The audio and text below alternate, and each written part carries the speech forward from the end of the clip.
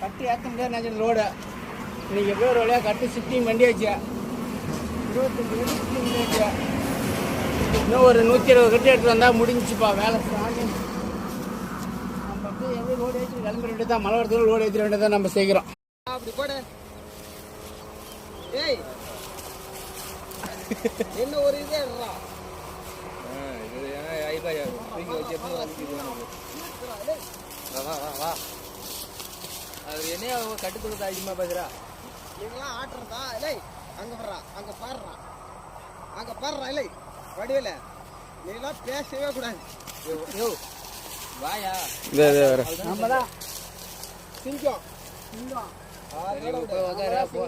நம்ம தான் ஒரு வழியாக நீ லோடு ஏற்றியாச்சு. ஒன்றும் பிரச்சனை இல்லை.